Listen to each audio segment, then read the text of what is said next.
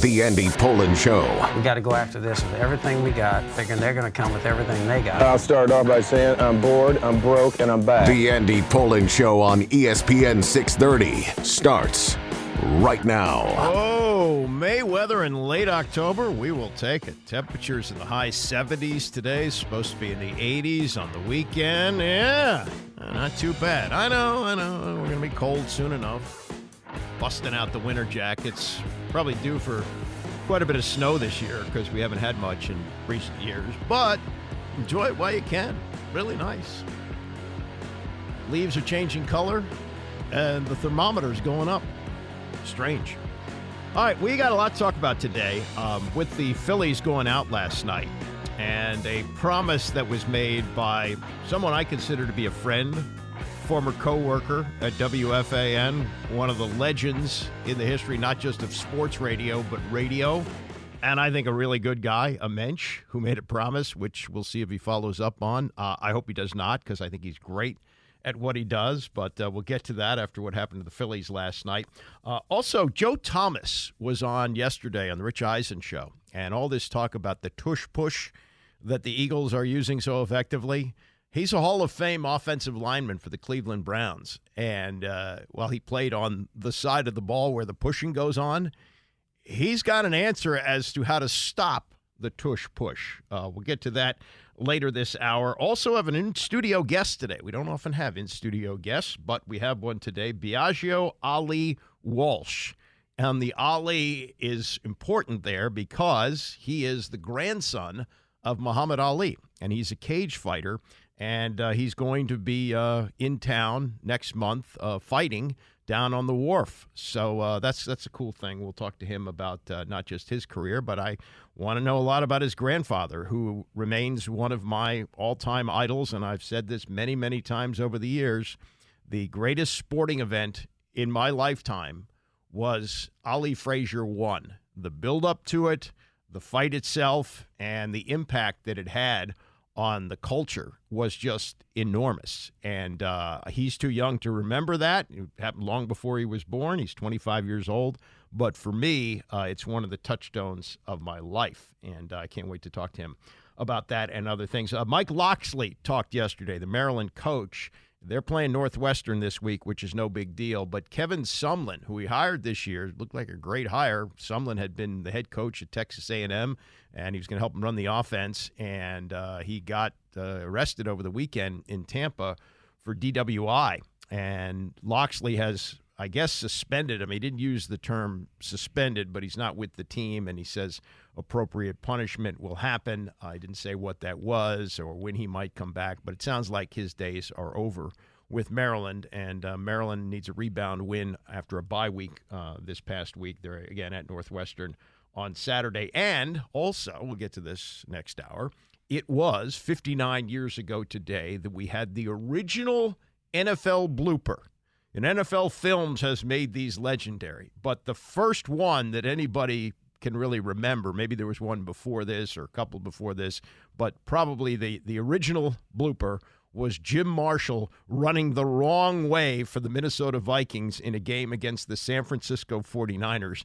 And there's a local tie-in with that, which we will get to. One of the details of it is very interesting. But this has become a pretty big deal, and it's to me all credit to Chris Mad Dog Russo, who was one of the founding fathers of sports radio. He was not an original at WFAN. He was at another station, but that station gave up. It was called, I think, WMCA in New York, and he made a name for himself because Bob Raceman, who was then and still is the sports media critic for the New York Daily News, had heard his show and said, "This is off the rails here," and he named him Mad Dog. So that became his handle, Chris Mad Dog Russo.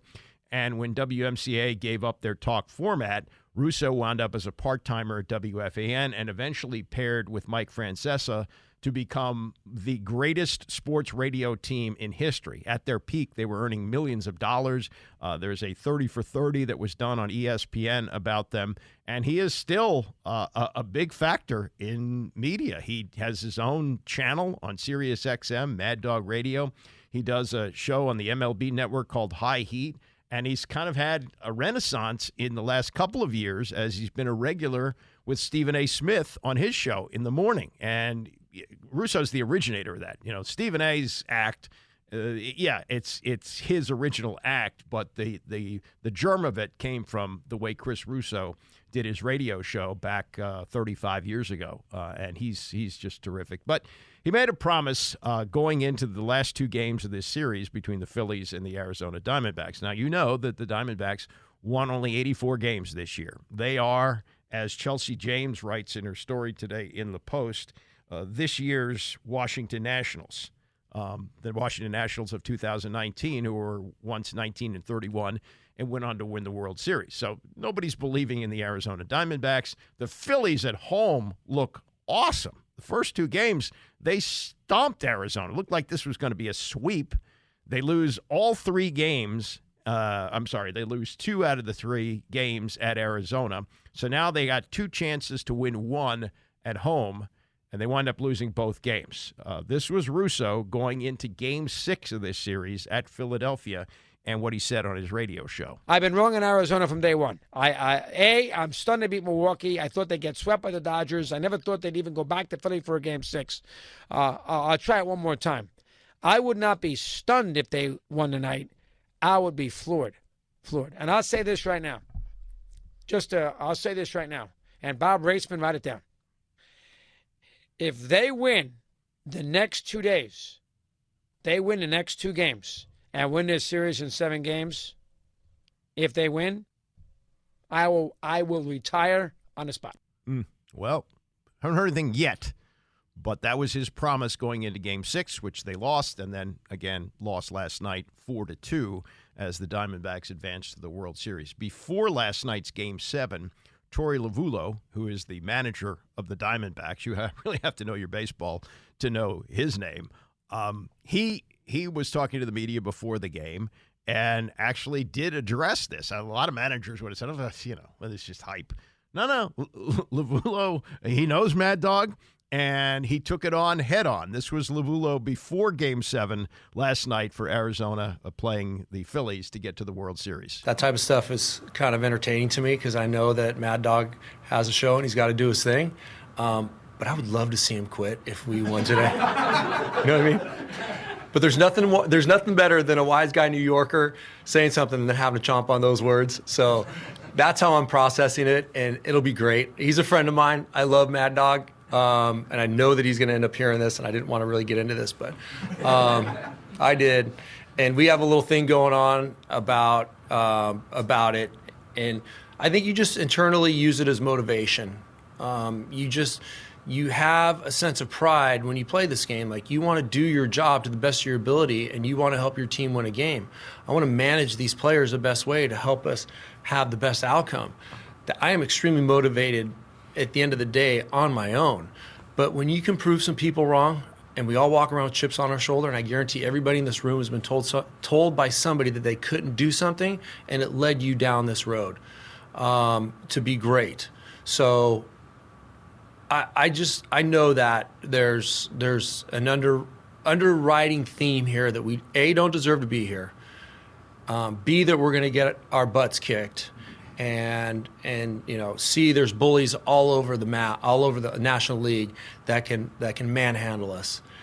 It really excites me to know that we're playing in Game 7, and we're right on the verge of doing something that's unbelievable, and we love proving naysayers wrong. Well, Russo, the naysayer, here's what I think could happen.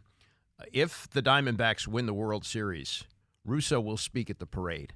It's tailor-made for this, and he's a good sport. I'm sure he'll go along with it. I'm sure he'll be great. And I sure hope he doesn't retire, and I don't think he will. As a matter of fact, I think he said something the other day about retiring from radio, which is where he made the statement on his Sirius XM show, and continuing to do the television.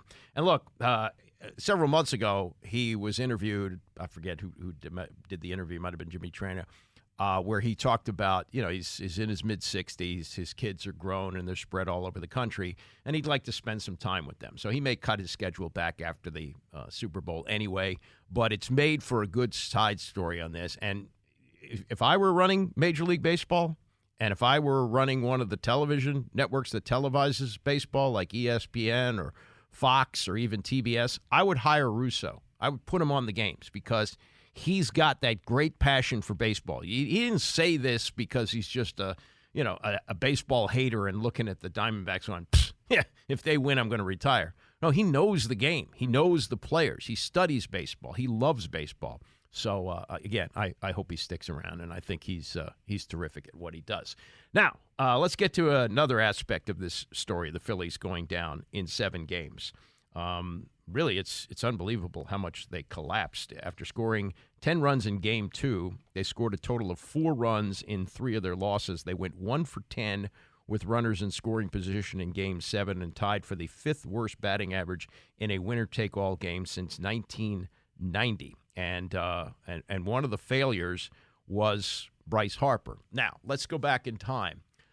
Bryce Harper, as you may or may not remember, in 2015, which he would have been going into his 4th year with the team, came up in 2012, so this would have been his 3rd full season that he was going into, and the Nats had made the playoffs a couple of times, and Harper, learning that they had signed Max Scherzer, got very excited. Like, okay, this is what's going to put us over the top. And Harper, talking to reporters at Nats spring training in 2015, said this about the acquisition and made this promise. Be able to have a guy like Scherzer come in, I just started laughing. I was like, where's my ring? Because, I mean, it's stupid. It's absolutely stupid how good our staff is. I mean, to add a Cy Young, to add a guy that is unbelievable in the postseason, if you have to go into a 5-game set in the postseason, looking ahead, like I told you I wouldn't, but, you have to go into a 5-game series or a 5-game set against a team, you're going to have to face Zimmerman, Fister, Scherzer, and Strauss. Good luck. I mean, because that's insane. I'm going to bring back a title to DC no matter what. I'm getting chills thinking about it. I mean, I absolutely want to do that for this city, this town, and I don't care how long it takes me. I'm going to stick and do what I need to do to help this organization win. And, they showed me, what they wanted and how they wanted to do it, and got that deal done. And, I'm here for the next 2 years definitely, and, I'm excited to, get going this year and do the things that I need to do to bring a title back to D.C. and hoist that trophy over the monuments. Well, the title did come back to D.C. after 95 years, and players did hoist the trophy, not over the monuments, but down at the mall.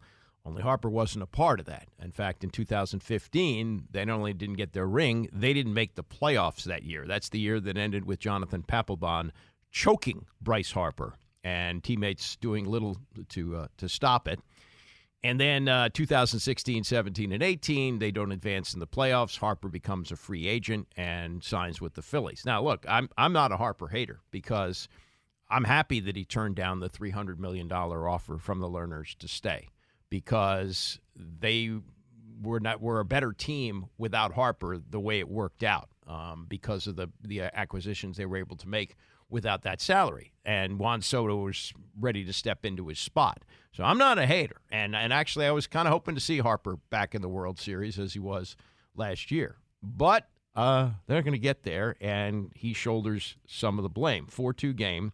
It's 7th inning, 2 on, 2 out. Harper's at the plate, and he's facing Kevin Ginkel. And this is the spot where you deliver, right? This is what you're born to do if you're Bryce Harper.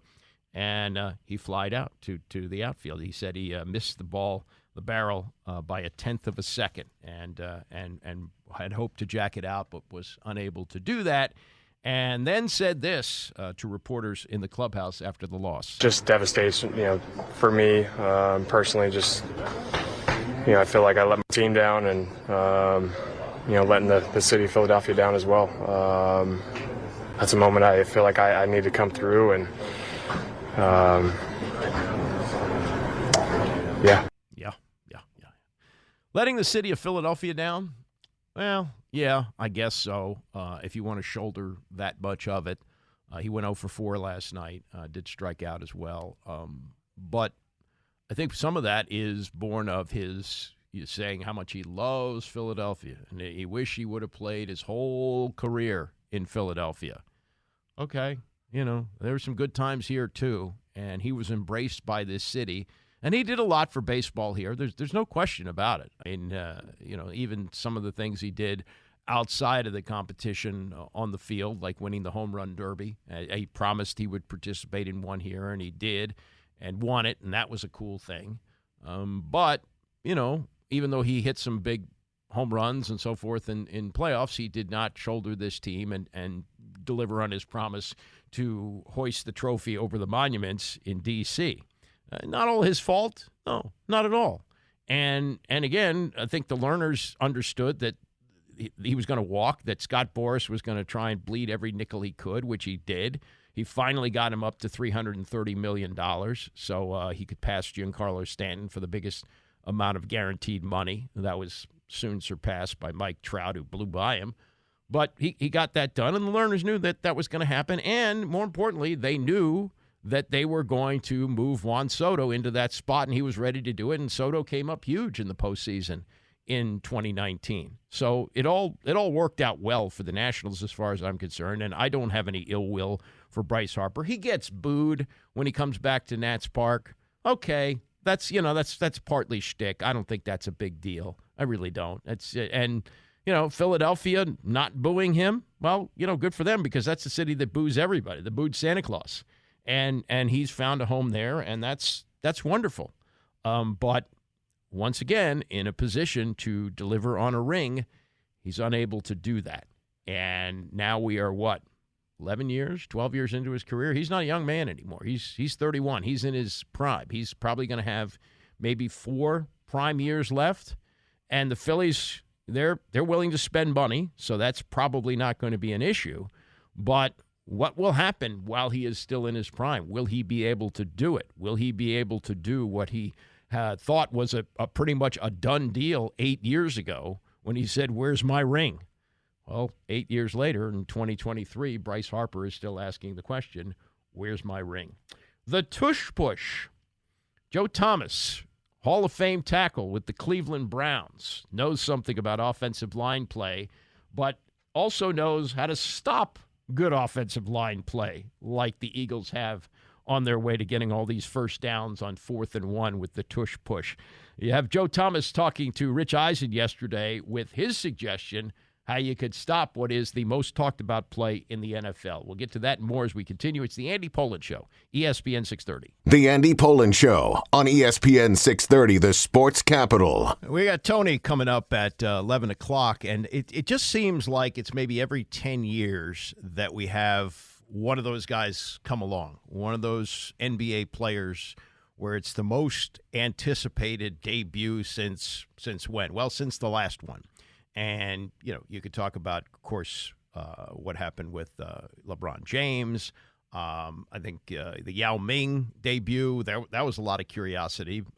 We'd seen James play in high school. Nobody's seen Yao Ming play in China unless you went over there. I don't think they had streaming in those days. And great curiosity as to how good they were going to be. Well, we got that tonight with Victor Wembanyama, who's looked spectacular in the preseason, but it's preseason, and tonight is the real thing. And the San Antonio Spurs are hosting the Dallas Mavericks. It's a 9:30 tip-off. Thank you very much, but I will try to watch at least the first quarter of that because I'm curious. I'm very curious to see how good he is going to be. And you're starting to hear, and I just heard Brian Windhorst on our morning show on Unsportsmanlike, saying that what he's hearing and what he's seeing is this guy is so much better than the hype, that this idea that Greg Popovich is going to play him sparingly to get him used to the NBA may not happen, that he may be a huge factor, and maybe this time tomorrow we're all just blown away by what Victor Wembanyama was able to do in his rookie debut game. We'll see. But both two guys who played in the NBA and won championships weighed in on it yesterday, which we'll play in a few minutes. Robert Horry, Big Shot Bob, won 7 rings with various teams during his NBA career, and Kendrick Perkins, who won one with the Boston Celtics on PTI, on what we can expect from Victor Wembanyama tonight. But what everybody's talking about in the NFL is the Philadelphia Eagles and the Tush Push. Should the play be legal? It is now. Will it continue to be legal once they have the off-season meetings to discuss rule changes, we'll see. But right now it is unstoppable. I mean, you even got Nick Sirianni, the Eagles coach, saying we start every series at 1st and 9. I mean, that's really where they're at, because on 4th and 1 or 4th and goal, they use it almost all the time. And so Joe Thomas is a Hall of Fame tackle, played for the Cleveland Browns, didn't win many games. To stand out as much as he did on teams that stunk tells you how good he was. And now he's an analyst with the NFL Network, and he was on yesterday with Rich Eisen. And he not only likes the tush push, but he's looked into the possibility of how you could stop it. This was Thomas yesterday with Eisen on the tush push. I love it. I think it's interesting. It has given us something to talk about. It's captivated all of America because of how effective it's been. But also, I think how the other teams that have tried to replicate it have not been able to do it. Because at the beginning of the season, people were saying, wow, we need to ban this play. It's unstoppable. It's not football-like. But as soon as you saw those other teams try to do it and fail, then I think everybody said, whoa, wait a minute. We can't ban this play because it's just the Eagles' execution of it that has made it so perfect. It's not the fact that it's some unstoppable play. So then why is it so difficult to copycat it in this copycat league, Joe? Well, the Eagles' offensive line is probably the biggest, most physical offensive line in the NFL. Mm-hmm. 1. 2, their quarterback's, 240 pounds? Right. And now, also, they've had a lot of practice at it. It's something that I don't see a lot of teams lining up in training camp and doing this against each other. So I do think there is a learning curve, clearly.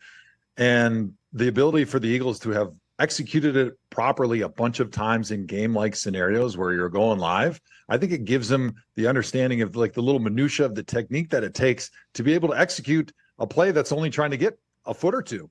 And so you mean you just heard Nick Sirianni say it's 1st and 9 for his team. So what an advantage, clearly, right? 1st and 9 for your team. So why wouldn't other teams practice it? Why wouldn't they figure out, let's just say somebody's right guard is particularly talented next to a center, and go there in the same way that clearly Hurts is going to the left side pretty much every single time in between Dickerson and their future Hall of Famer. You're going to have a bust gallery roommate in Jason Kelsey one day. I think you can agree. So why don't other teams do that? Why don't they get the guys and practice it as long as it is legal, Joe? I could see maybe next training camp teams trying to practice this, but to do that in the season, I think the injury risk is just way too high to try to line your guys up and go at it one after the other with the tush push or the brotherly shove during the season, because you also do have a ton of other stuff to work on. And can you imagine if reports came out that like some critical players, like your quarterback maybe, got injured in the middle of the season because you're trying to master the brotherly shove? Right. Yeah. That would be a headline grabber, to say the least. So what's your philosophy on how to stop it? What would you do? Yeah, well, I think what you need to do is you need to try to force them to do something else, right? Like you mentioned, like they haven't really thrown out of it, so let's force them to try to throw out of it. And what you want to do is basically what happens is the offensive and defensive lines are just creating a pile. And then it's almost like if you ever seen those hotels in Japan that are just these little tubes that are stacked on top of each other. Basically, the first level of tubes is your offensive and defensive lineman carcasses that are laying on the ground. And then the pushers for the Eagles are grabbing Jalen Hurts' carcass and sticking him up into the second floor tube and pushing him through that airspace that now is only occupied by the linebackers from the defense. And it's unfair because nobody's pushing those guys, right? So I think the first thing that you want to do is you want to get a push on the defensive lineman's tush, right?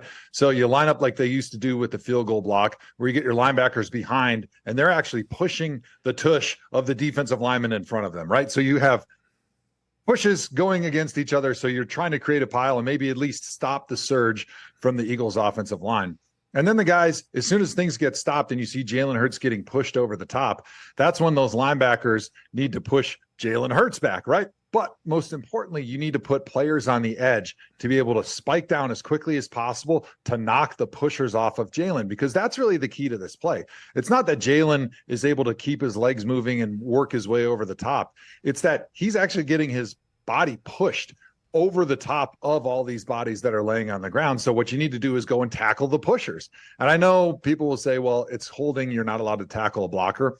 Well, those guys aren't blocking. They're pushing Jalen Hurts. So if you have guys on the edge or big linebackers or maybe even some big defensive ends, and you just have them spike down the edge as soon as the Philadelphia Eagles offensive line wedge, you can maybe knock those pushers off to be able to stop them from pushing Jalen Hurts over the top of the pile. Okay, it's confusing. I understand that. That's Joe Thomas, Hall of Fame tackle, Cleveland Browns, with Rich Eisen on how to stop the tush push.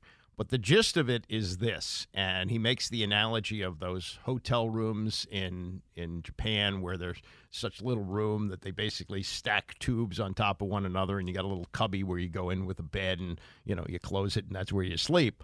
What he's talking about is the upper level where you got the linemen going low on each other. And I remember when I was a very bad high school football lineman, the coaches used to say, low man wins. And that was always the goal, that if you could get low, you could knock the other guy off his feet and you could get your yardage that way. And that's the gist of it, that the linemen for the Eagles are very good at like being groundhogs, going as low as they can and knocking these defensive linemen down. So what Thomas is suggesting is you let all that happen down low, and then you stuff some linebackers or other linemen up top where where Jalen Hurts does his like body surfing. So that hole gets closed up.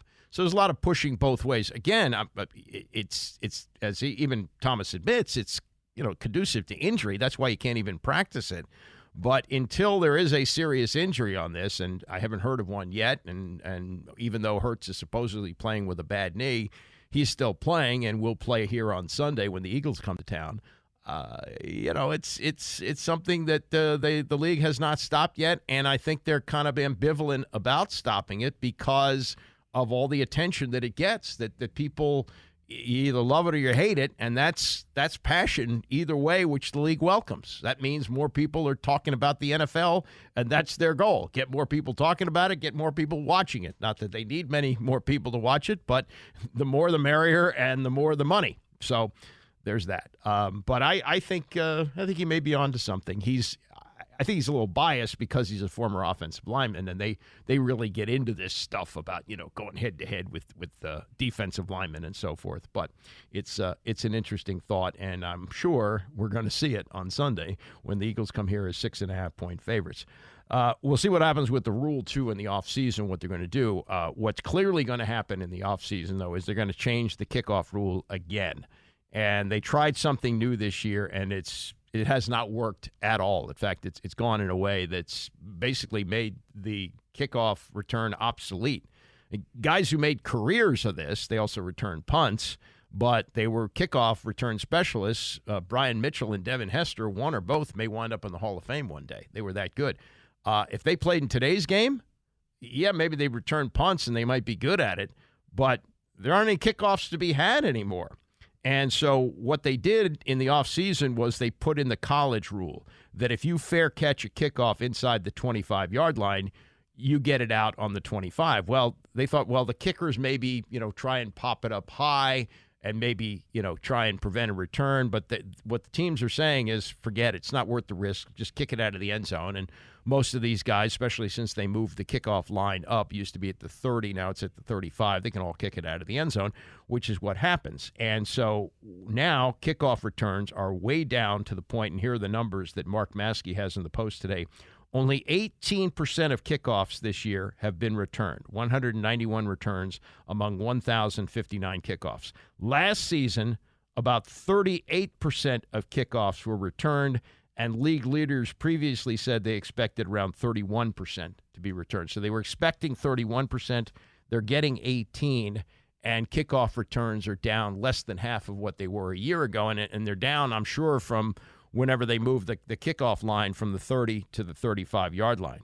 They're trying to make the game safer, but you've taken out one of the most exciting plays in the game. So Rich McKay, Falcons team president, he's head of the competition committee, and he said return rates will probably increase when the weather gets cooler in lower temperatures. Kicks are less likely to travel all the way to the end zone, but, quote, it's not going to come back to 40%. So I'd say the rule change has achieved the health and safety result we felt like we were mandated to do based on the data we had, and the hope is that we can evolve it going forward to make it more competitive. They're also talking about, and I guess they don't want to adopt anything from the XFL because it's Mickey Mouse. Even like after the merger of the ABA and the NBA was slow to embrace the three-point shot. They finally did it when they needed to make the game more popular. But they played, I think, 3 years after the merger in '76 without the three-point shot. Anyway, the XFL version of the kickoff keeps the kicker in roughly the same spot, but has the other members of the kicking team line up far down the field, only 5 yards from the members of the receiving team. So that eliminates the great distances between the two when they have their collisions. That I've kind of liked that in the XFL. Not that I've watched a ton of it, but I think that might be a solution. It looks crazy when you line up for kickoffs. It's, at least now, even though you've got this rule which has basically eliminated kickoff returns, when they line up to kick off, it looks like it always has, going back to the early days of football. This is going to be a radically different look for the kickoffs if they adopt it next year. But I think that might be the way to go. All right, some NBA and the debut of Victor Wembanyama tonight. 9:30 ESPN, San Antonio Spurs home opener against the Dallas Mavericks. Robert Horry played for Greg Popovich when he was in San Antonio, winning, I think, 2 of his 7 rings there, if I'm not mistaken. He won some with the Lakers, and he won some with the Houston Rockets. I mean, he was Big Shot Bob. And he wasn't the star in any of those teams, but when they needed the big shot to win the game, Big Shot Robert Horry would knock it down. So now he's doing L.A. Lakers radio. Was on yesterday with Dan Patrick, and the question was, Greg Popovich said he was going to bring this guy along slowly. He's 19 years old. He's very, very thin. And there's no reason to rush him, that eventually he will be a great player, but you don't just throw him out there and play him big minutes on opening night. Well, Horry says, and he knows Greg Popovich, having played for him, he thinks Pop may go in another direction. I think Greg is going to let him do whatever he wants to do, because I'm not even just looking at his play. His ability to see the game and think the game is like a 10-year vet. And that's what has impressed me the most. His size, of course, he can put it on the floor. He can dunk from anywhere. But his ability to think the game and anticipate things is on a whole nother level. Yeah, I'm wondering, he's already gone through this with the Admiral, and he went through this with Tim Duncan. And I'm wondering if he brings him along slowly. I don't know if the Spurs are a playoff team, but, do you just ease him in? Do you have a minute's restriction on him, or you just let him go full speed ahead? I think you just throw him in the deep end and let what happens, because that's the best way to learn. You think about all the greats who played this game.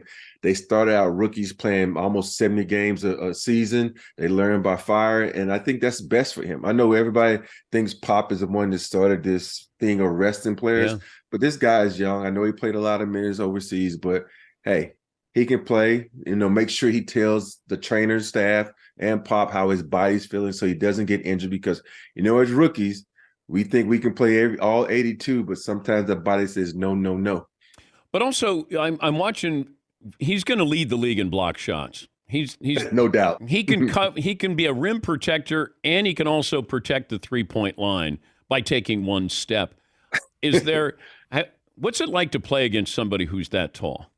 Man, I remember playing against Manute Bol and Mark Eaton. Those guys are just, tall. And what you have to do is just go to the other side of the floor and hope whoever's on that side of the floor can knock down shots. Or you screen them, push them under the basket, do little things to try to negate their length and get them out of the way, because, there's one thing we always say, you can't teach size. And his size is above and beyond anybody's I've ever seen that's that athletic. That's Robert Horry with Dan Patrick. Now, at the end, they're just talking about Wembanyama as a shot blocker. And the comparisons they made are to 2 players who are severely limited in what else they could do. Manute Bol, he was even skinnier than Victor Wembanyama. He was 7'7". He had been discovered in the Sudan. There was a legend that he killed a lion, but it was actually he was actually discovered by Jim Lynam. Jim Lynam was coaching the Clippers back in the 70s, and he had heard about Manute Bol, and he drafted him. Well, the NBA had a rule then that you couldn't just go from like Africa to the NBA. I guess even though they'd had a few who had gone right from high school to the NBA. For whatever reason, the league said, no, you can't have him. So they bring Manute Bol to the United States. He plays at Bridgeport in Connecticut, Division II school. And the Bullets actually drafted him. And they had, the year they took him, like the biggest freak show in the NBA because they had 7'7" Manute Bol and 5'3" Muggsy Bogues. But they understood that he was a shot blocker. Lynham later took him to Philadelphia when he coached there. Didn't have him when he came to the Bullets later on. But Manute Bol was a disruptor on the defensive end. Didn't do much else. I guess at the end of his career, shot some threes, which was kind of a joke. But as a shot blocker, you just couldn't get past him at 7'7". He'd swat it away. And Mark Eaton, who moved like a glacier, was on the UCLA team but didn't even play. Got drafted by the Utah Jazz or signed as a free agent. I forget what it was. And he had like a 12, 13-year career, mainly blocking shots. So that's just the shot blocking aspect of it. Then there's all the other skills. And listen to the comparison that Kendrick Perkins has for Victor Wembanyama when he spoke last night to Tony and Mike on PTI, with Tony expressing some skepticism as to how good Wembanyama will be when the games start to count after what he did in the preseason and they start to count tonight. Here's Perkins. To Suns and Warriors up in the Bay, up in San Francisco. And Bradley Beal and Draymond Green may not play because of I should have cut opening night injuries. We'll get to it here. Here we go. Coach on the defensive side of things. I wanted to say his name, but I ain't really know how to pronounce it. I ain't want to take up 10 minutes of the show. We like Rodnov as well. Perk, there's going to be a guy we start talking about. We already been talking about him for 2 years, but now it really starts. Victor Wembanyama, of course, has his debut tomorrow night against the Mavericks in San Antonio.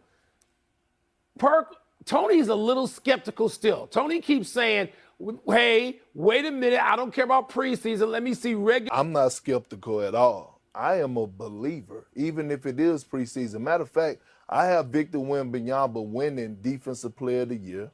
I believe offensively he's a 7'4" version of Kevin Durant, and he's going to have the Spurs in the thick of things, meaning play-in tournament this season. He's that good. Tony, in the next 3 years, Victor Wembanyama will be the best player in the league on both ends of the floor.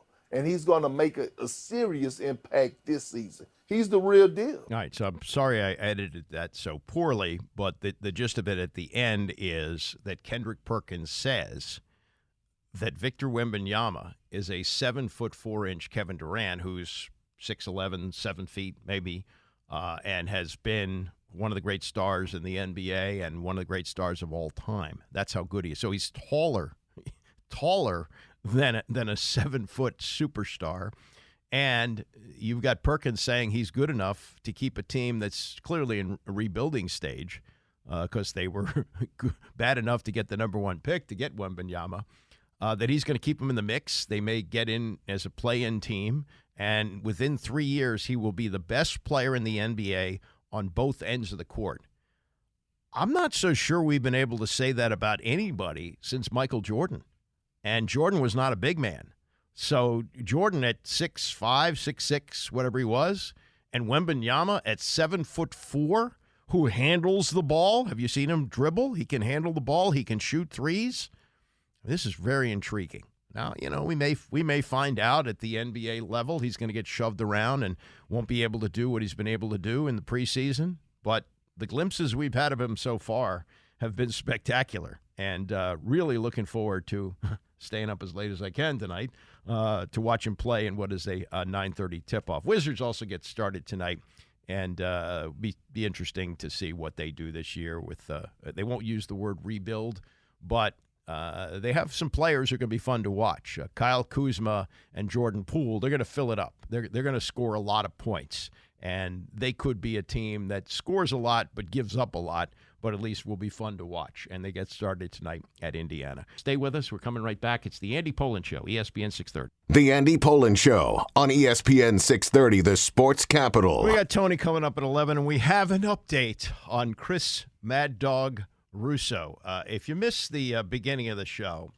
and you're not familiar with what's been going on, Russo, of course, does a great radio show on Sirius XM. It's his own channel, and he's on the MLB Network with High Heat, and he appears on ESPN once a week. As a matter of fact, today is his day. He appears Wednesday with Stephen A. Smith in The Arguing Show. But he said going into Game 6 of this series between the Phillies and the Diamondbacks, where the Phillies needed to win one of two at home to advance to the World Series, Russo said this. I've been wrong in Arizona from day one. I'm stunned to beat Milwaukee. I thought they'd get swept by the Dodgers. I never thought they'd even go back to Philly for a Game 6. I'll try it one more time. I would not be stunned if they won tonight. I would be floored. And I'll say this right now. I'll say this right now. And Bob Raceman, write it down.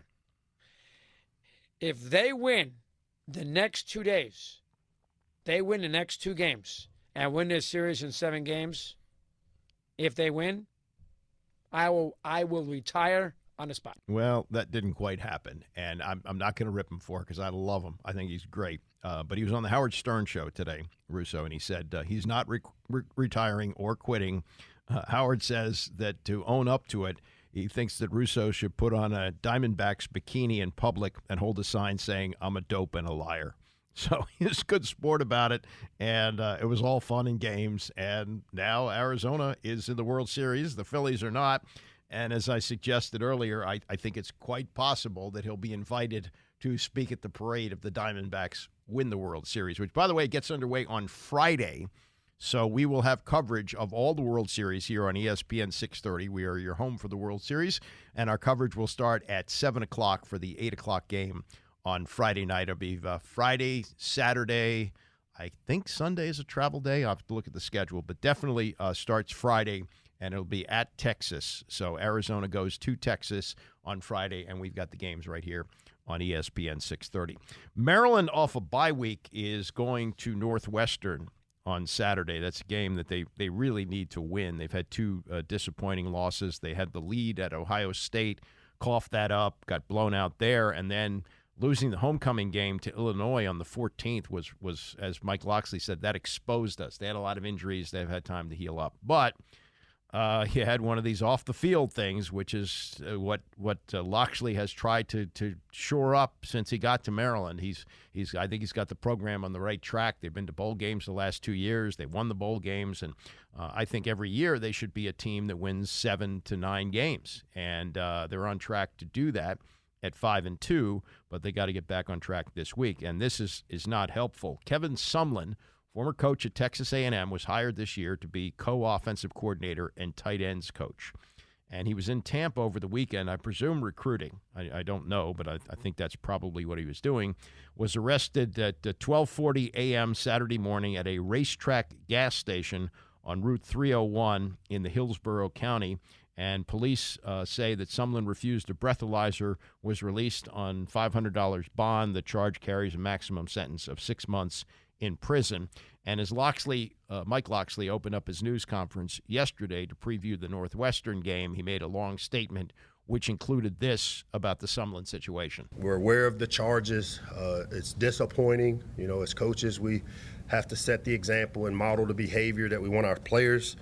And we take it very seriously. At the same time, I will also say he's part of our football family, and we're going to support Kevin.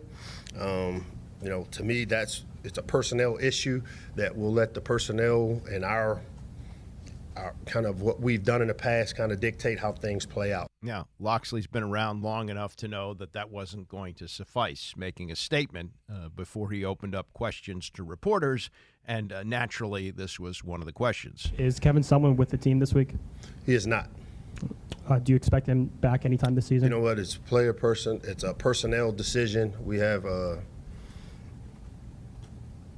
We've handled these situations athletically in the past, and I think that we'll follow those same suits. But by being a personnel matter, I'm not going to get into the weeds with it. Well, okay.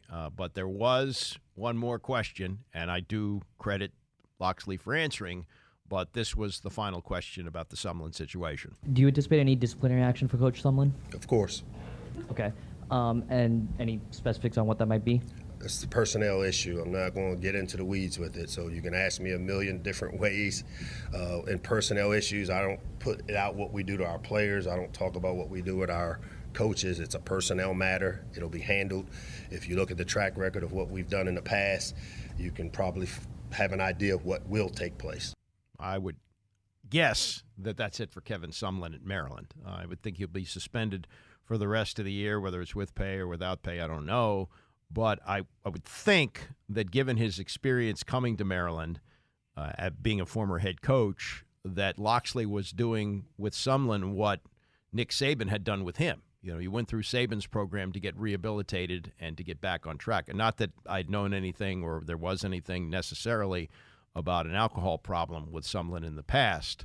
But, you know, this was supposed to get him back into the mix to be a head coach somewhere, I would assume. And this is not going to help him at all. So very, very sad. And, you know, you hope the best for Sumlin. And I think Maryland will be fine running their program without him. I think it was more of a benefit for him to be there than necessarily for Maryland, though I'm sure with his experience, it probably helped a little bit.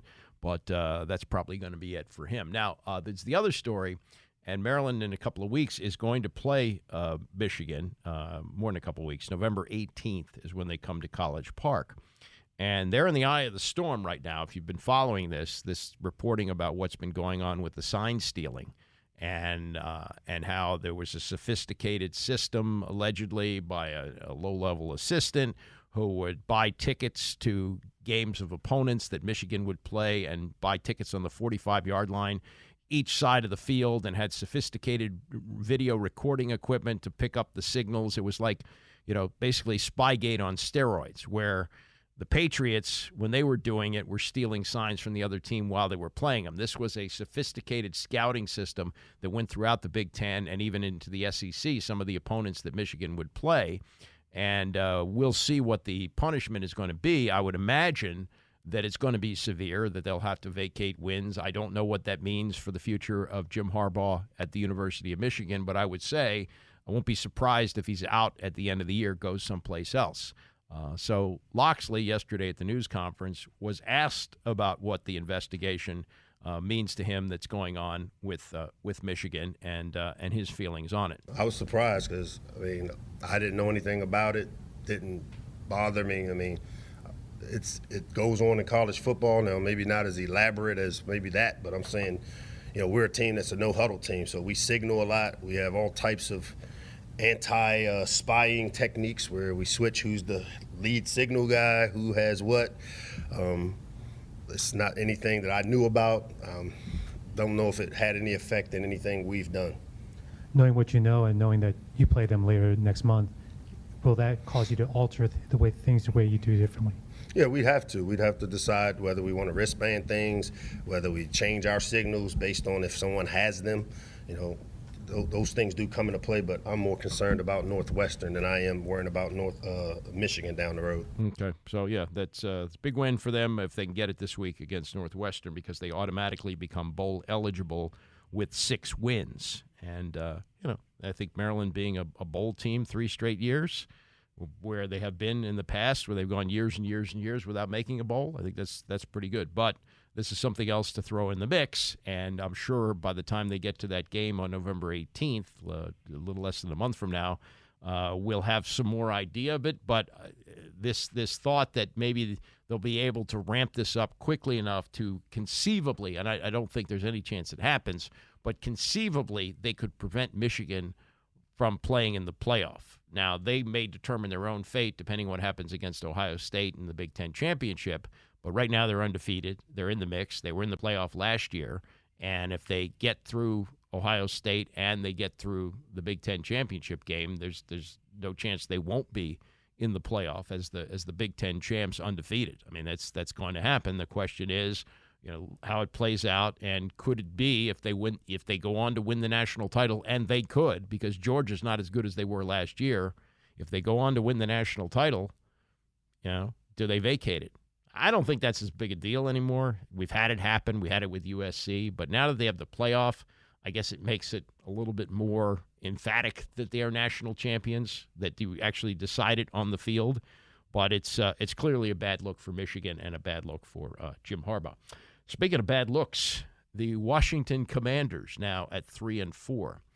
And if you're familiar with Michael Lombardi, he's a former front office executive in the NFL, worked with Bill Belichick with the Cleveland Browns, worked with the Raiders, I think he worked with Belichick again with the Patriots, been around, and he's does a lot of broadcast work. He's now got a podcast, which I guess is sponsored by DraftKings, and he does a segment on the podcast called Step Into My Office. And he is asked about specific coaches, if he were the general manager, what he would say to them if they stepped into his office. And here's what he says he would say if he were the GM of Washington and Ron Rivera came into that office. Ron, I don't know. You played in the league. You've been around football a long time. I don't know if you're watching the games or not, but your quarterback's getting killed. And I know you've subcontracted the offense out to Eric Bieniemy, who everybody thinks deserves a head coaching job. But you average 13 yards. You're 13th in the league in yards per attempt rushing. And yet you're 30th in the league in attempting rushing. You might want to think about walking in the offensive coordinator's room and saying, look, I know you want to throw it every down. I know you want to be like Andy Reid, but you don't have Patrick Mahomes, or do we have that line? You're going to have to protect the line. You're going to have to slow the game down because your defense isn't any good either. So at some point, since you're not coaching offense or you're not coaching defense, you're going to have to get complimentary in what you're doing. I mean, you've been very fortunate. You beat Atlanta. You had 193 yards of offense. Yesterday, you had 273, most of them coming on the last drive of the game. And the fact the kid hasn't turned the ball over but 3 times in the last 3 weeks after all these sacks is somewhat remarkable. So at some point, you're going to have to figure out how to manage the game around what you have as so poorly with your offensive line. You're going to have to do that quickly because Josh Harris is going to make a change. You got to know that because he didn't buy and spend $6.05 billion to inherit a mess, and right now it's a mess. Yes, it is a mess. Now, I've gotten into this on Twitter with a number of people about all the sacks that Sam Howell has taken. He's taken 40 sacks in 7 games. And there are many people, apparently, who believe that the sacks are all the fault of the offensive line, that this offensive line is so awful that Sam Howell is on this record pace for sacks, which would bring him to, I think, like 95 for the season, and the record is 76. Okay, he's the most sacked quarterback of all time, or is on his way to being if he stays healthy for the rest of the year. He's, I think, only 2 away from the team record for sacks for a full season, and he's only played 7 games this year. Is this the worst offensive line of all time? I don't think it is. It's not that good, but there have been worse offensive lines, and somehow the quarterback doesn't go down 40 times. Now, what you heard Lombardi say about the fact he hasn't turned the ball over recently is remarkable, which is true. So you give him some credit for that. And we have seen some good things from Sam Howell.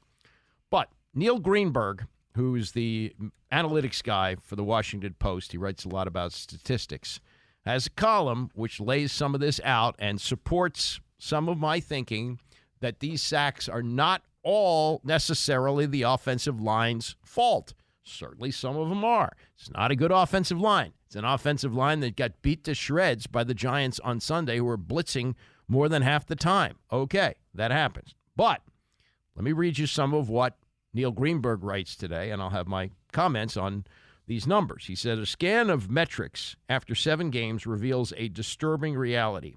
Even for a franchise that has cycled through one quarterback after another during 2 mostly miserable decades, Howell is off to one of the worst starts of any Washington quarterback in that span. With Howell under center, Washington's passing offense is scoring about 5 fewer points per game than you would expect based on down, distance, and field position of each dropback per data of True Media. That's the second worst performance from a Washington starting quarterback through the first 7 weeks of a season since 2002, trailing only Dwayne Haskins' 2020 campaign.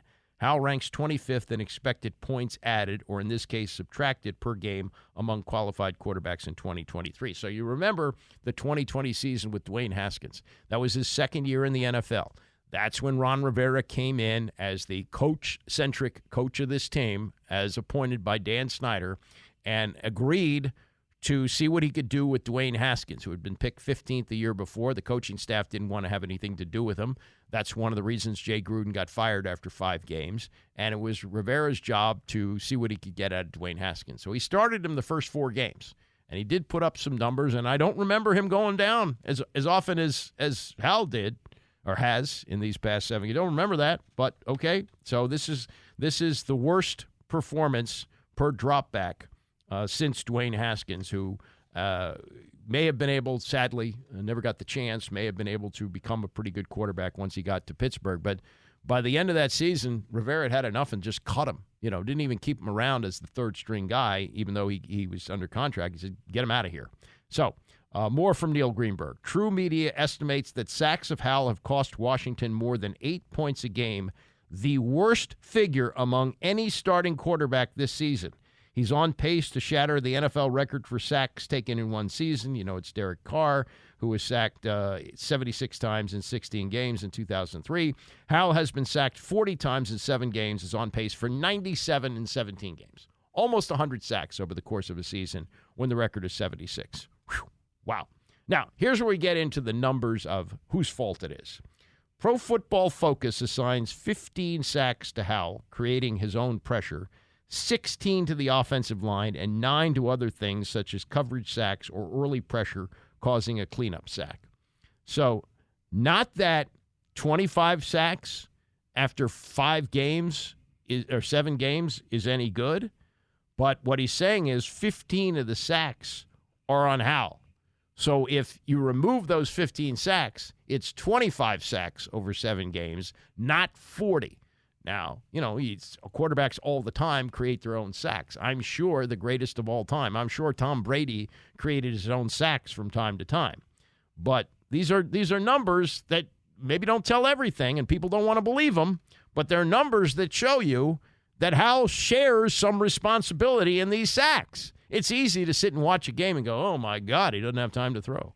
Well, some of it is you can create time to throw. You can do things in the game that won't cause the defense to come at you almost 60% of the time.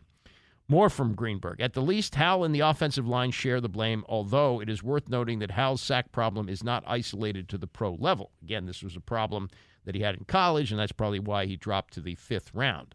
And Pro Football Focus ranks Washington's pass. Oh, this is interesting, too. The offensive line does stink. The eye test tells you that. But Pro Football Focus ranks Washington's pass blocking unit as the 8th best in the NFL through Week 7. 8th best. Okay? Stats don't tell everything. Figures don't lie, but liars figure. I get all that. But they're not saying this is the worst offensive line in the history of the world. They're ranked 8th in pass blocking. Interceptions are another issue, writes Greenberg. Hal has thrown 7, tied for the 3rd most in the league. 4 of those came in a 37-3 loss to Buffalo in Week 3, and the 7 average out of a loss of about 4 expected. Let me read that again. And the 7 average out to a loss of about 4 expected points per game, the 5th worst mark behind Daniel Jones, Jimmy Garoppolo, Mac Jones, and Jalen Hurts. Well, those are pretty good quarterbacks. So I don't really understand that number, but. Again, he has taken sacks that are, some of them are his fault against what Pro Football Focus says is the 8th best line in pass blocking in the league. More from Greenberg. Many of Hal's supporters note his upside when everything goes right, yet he is facing no pass pressure, i.e. clean pocket, when he is facing clean pocket. Hal is averaging 7.2 yards per attempt. That's 16 of 32 qualified passers, so right in the middle, with an average passer rating in those situations, 99.2 compared to the rest of the league at 98.4. So he's right there. However, his average time to throw in a clean pocket is 2.57 seconds, ranking just 26th fastest, perhaps reducing the effectiveness of his receivers and making Washington's offense more predictable. So, yes, it's bad, but it's not the worst in the league. It's 26th out of 32 in terms of the fastest time that he has to get the ball off, and he has by far the most sacks in the league. So you want to blame it all on the offensive line, you can, but these numbers are telling you it's more than that. And he also, Greenberg accurately points out here, Eric Bieniemy deserves some blame as the offensive coordinator for a team averaging 20 points, a mediocre total. Perhaps that's because he's passing the ball so much, 58% of the time, second most behind the Minnesota Vikings without many screens or other quick passes. You heard Ron Rivera earlier this week. In fact, let me play that. This was earlier on Monday when he has his news conference, and he was asked about how the offense is being run. And this is what he said about the way Eric Bieniemy is calling the plays. I've been fine with what we've tried to do offensively. As far as I'm concerned, and look at some of the biggest things. Again, it really is about the development of this young quarterback. There's been a lot of positives that you see coming out of some of the things that Sam has been doing, and as far as that's concerned, like you see his decision making has been really good in terms of where he's who he's throwing the ball to. Some things he can clean up is the type of throws that he's making. Whether he's trying to loft the ball or he needs to put the ball on the line a little bit. We saw a little bit of that yesterday, but he's been really good at it, and just really appreciate his development and growth. I think that's one of the big important things for us. So, the message from Ron Rivera: no problem with the play calling, even though they're really pass happy 58% of the time, second most behind the Minnesota Vikings, who have had Justin Jefferson until he got hurt, one of the best receivers in the league, and a very experienced quarterback in Kirk Cousins. You're throwing the ball with essentially a rookie quarterback who's made 8 NFL starts, almost as much as the top team in the league. And Rivera says he has no problem with the play calling. Okay. One last thing from Rivera. This is an interview that he does every Monday with Chick Hernandez on Channel 9. And this is the last part. They talked about a lot of the things that were discussed in the news conference and, what to do about it. But this I thought was worth listening to and different from what he said in the news conference, or another subject, I should say. And it's about job security. And good for Chick for asking about this. You can't say, do you expect to get fired? Although that was once asked of Norv Turner shortly before he was. But this was the end of the conversation that Chick does every week with Ron Rivera in Ashburn, and asked it in a typical Chick kind of way. So calm here. Do you go home and just kick the dog? No, not at all. Are you kidding? To me, this is what we do. Okay, I've been doing this for a long time, and I understand it. I do, and I understand people's frustrations. I understand people's joy. You want joy, you got to win football games. You want to be frustrated, lose football games, and that's what's happened. But we're working to get better. We have a young team, a young quarterback that I've committed to. And I believe he can help us get to where we want to be as a football team. So I'll continue to work that. We'll continue to try and cultivate that and develop that. Finding a quarterback doesn't happen all the time automatically. Right. And there are some things that have to happen. Growth and development is one of them. Patience is the other one. But again, I get it. People may be running out of patience. But to me, I'm going to stay steady, stay true, and continue to work hard. Right, you told me last question. You told me earlier this year you talk on and off with Josh Harris, the owner. Have you had conversations in the past couple of weeks? Oh yeah. Can you share with us what the biggest thing? Well, the tenor of it is just really about understanding what we're trying to do. And we talk about it, and we'll see how it goes. Okay, so he said he's trying to make ownership understand what he's trying to do. He didn't say whether ownership actually understands it. And after what we've just been through with these numbers, which I've given you from Neil Greenberg, I'm not sure what they're trying to do. But Ron Rivera says no problem with the way they're running the offense, even though it's pass happy with the development of the quarterback, even though Neil Greenberg lays out some numbers that says he stinks. Hal is off to one of the worst starts of any Washington quarterback over the past 2 decades, where the stinkitude of quarterbacks is beyond belief. They just we can call the role of some of the guys who played, not Alex Smith, who sadly got hurt, but we've seen some really bad quarterback play here since Robert Griffin III had that magical year in 2012. And before that, Rex Grossman and John Beck, and you can go on and on. I mean, you're putting him in that category. So, yeah, he's talking to the ownership about what they're trying to do. I'd really like to know what they're trying to do, because what they're doing is not working too well.